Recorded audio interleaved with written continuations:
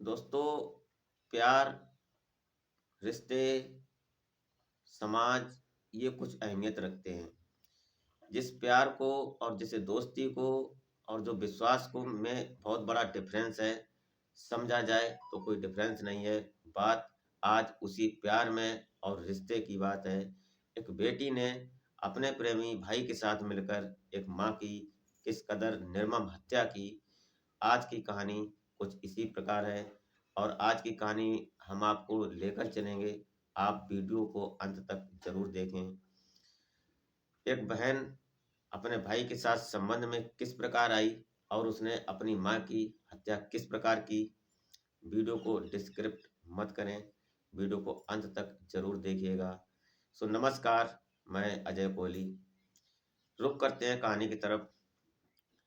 कर्नाटक शहर होता है एक, और कर्नाटक शहर के पास ही एक छोटा सा गांव लगता है। उस गांव में एक परिवार हुआ करता है और परिवार में 3 सदस्य होते हैं। 3 सदस्य, माता पिता और एक बेटी।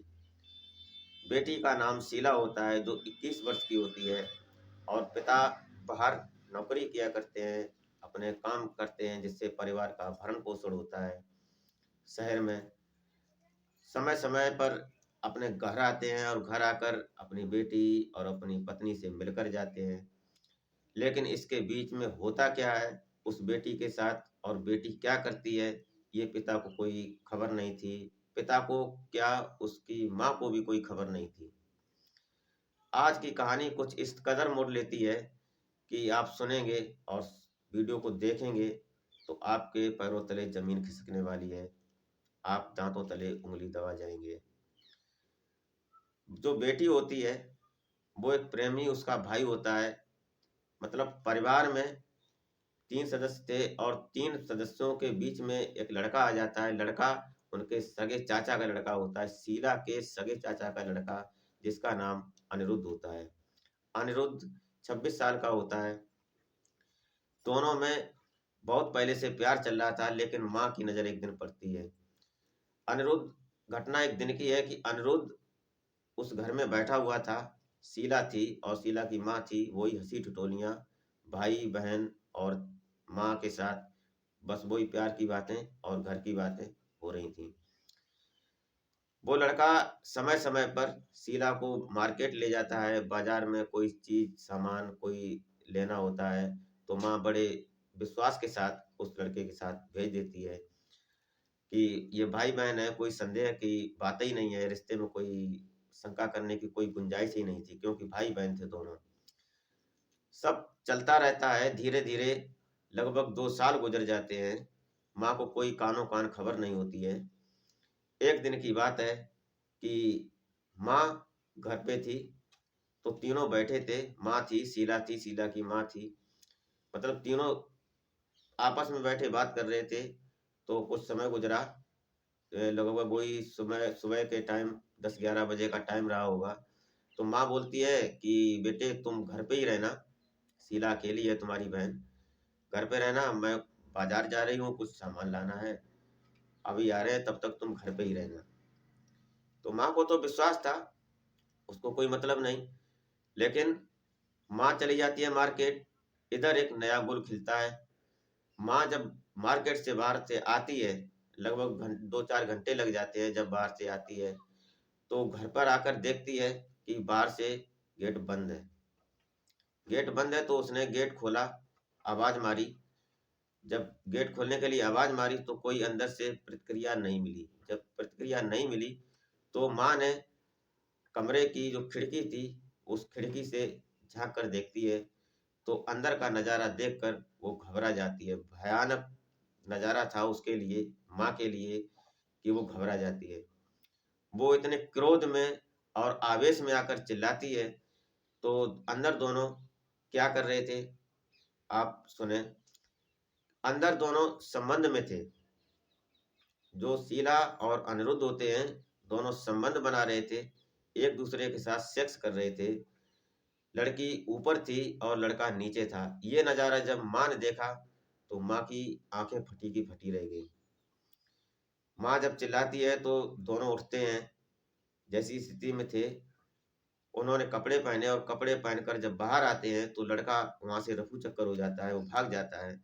जब लड़का भाग जाता है, लड़की का घर था, तो लड़की से माँ जब डाँटती है और वहाँ की भाषा में जो भाषाएँ होती हैं, कर्नाटक की भाषा में जो उन्होंने उन्हें डाँट लगाई, उसके बाद में वो लड़की को ठेस पहुँचती है। लड़की अंदर मन में घृणा करने लगती है अपनी माँ से, सोचती है कि माँ को अब नहीं रखना है।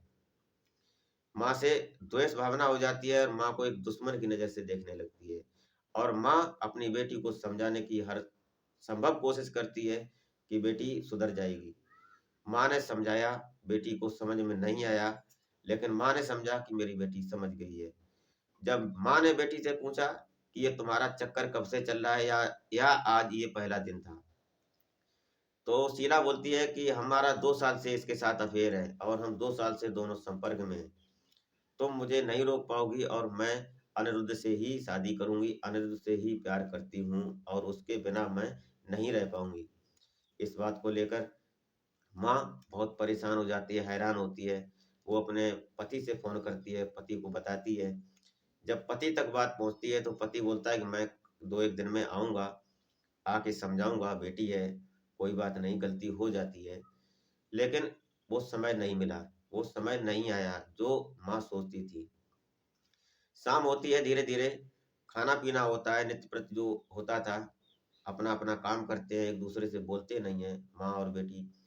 लेकिन खाना-पीना होने के बाद दोनों सोने को चले जाते हैं, तो माँ अपने रूम में चली जाती है, बेटी अपने रूम में सोने को जाती है। तो शीला फ़ोन करती है अनिरुद्ध को, अपने प्रेमी को। उसके उसके अंदर प्यार उफान मान रहा था।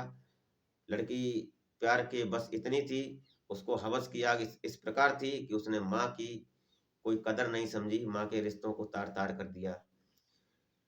अनिरुद्ध को फ़ोन कर कर बोलती है कि अनिरुद्ध, माँ हमारे बीच कांटे बन रही है, हमारे बीच का रोड़ा है, हमारे प्यार में ये सफल नहीं होने देगी। हम ऐसा करते हैं कि माँ को ही अपने बीच से निकाल देते हैं, निकाल फेंकते हैं। इस बात को लेकर दोनों ने प्लानिंग की। अनिरुद्ध और शीला ने जब प्लान हो गया तो रात होती है। रात होने के बाद उसने शीला ने बता दिया कि मैं बताऊंगी तो आ जाना, गेट तुम्हें खुला मिलेगा और आज माँ को रास्ते से हटा देते हैं। इतना प्लान करने के बाद रात होती है, तो रात में जब अनिरुद्ध आता है तो गेट खुला हुआ मिलता है। गेट खुला मिलने के बाद दोनों आते हैं, अंदर होते हैं। माँ का कमरा खोलते हैं तो किवाड़ खुले हुए थे। किवाड़ों के जब अंदर जाते हैं तो माँ सोई पड़ी है। माँ को जो शीला होती है बेटी, वो गर्दन दबाती है और अनिरुद्ध जो होता है वो पैरों को दबाता है। दोनों मिलकर उस माँ की हत्या कर देते हैं। गर्दन शीला जब तक दबाती है जब तक कि उसके प्राण पखेरु नहीं उड़ जाते हैं, दम निकल नहीं जाता है, हत्या हो नहीं जाती है, तब तक उसको छोड़ते नहीं हैं। माँ मर जाती है, माँ मर जाती है। अब दोनों सोचते हैं कि अब इस मिट्टी का क्या करें, सबका क्या करें। तो दोनों उठाते हैं उस लाश को और बाहर ले जाकर नाले के किनारे डाल देते हैं। जब नाले के किनारे डाल देते हैं, सोचते हैं कि यहाँ कोई सुबह आएगा तो देखेगा कि किसी कारणवश ये गिर गई होगी और ये मर गई है। दोनों का प्लान था, उम्र ज़्यादा थी नहीं, सोचते थे नहीं ज़्यादा कि क्राइम करेंगे तो क्राइम का अंजाम क्या होगा। उन्होंने वहाँ डाल दिया। जब सुबह होता है तो और पास के लोग, अड़ोसी पड़ोसी जब घूमने निकलते हैं, कोई सुबह निकलता है तो उसने देखा जब कि यहाँ एक लाश पड़ी हुई है और लाश पड़ी है, तो लाश को देखा तो उन्होंने, कुछ लोगों ने पुलिस को इन्फॉर्म किया। तो पुलिस जब वहाँ पहुँचती है तो पुलिस देखती है कि लाश ताजी है। तो पुलिस पोस्टमार्टम के लिए जब भेजती है तो पोस्टमार्टम रिपोर्ट आती है। तब तक पुलिस यहाँ इन्वेस्टिगेशन करती है कि किसने मारा, क्या हुआ, किसी के साथ विवाद था। शीला से पूछताछ होती है लेकिन कोई क्लू नहीं मिलता है। जब कोई क्लू नहीं मिलता है तो पुलिस, जब तक पीएम रिपोर्ट आ जाती है, जब पीएम रिपोर्ट आती है उसमें पता लगता है कि इस महिला की हत्या गर्दन दबाने से हुई है। जब ये रिपोर्ट को देखते हैं पुलिस तो शीला से पूछते हैं। पूछने के बाद जब पुलिस अपने तरीके से सख्ती से पेश आती है शीला से, तो शीला कुछ ही समय में टूट जाती है। जब शीला टूट जाती है तो शीला बताती है कि हमारे प्यार के बीच ये संपर्क में थी, हमारे बीच रोड़ा बन रही थी, हमारे बीच काँटे बन रही थी।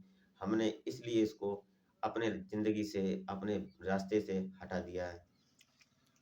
पूछती है पुलिस ने जब पूछा कि तुमने अकेले हटाया, तो उसने बताया कि हमारे साथ अनिरुद्ध था, हम दोनों ही थे। हम दोनों ने ही इसको मार दिया, इसका कत्ल कर दिया है।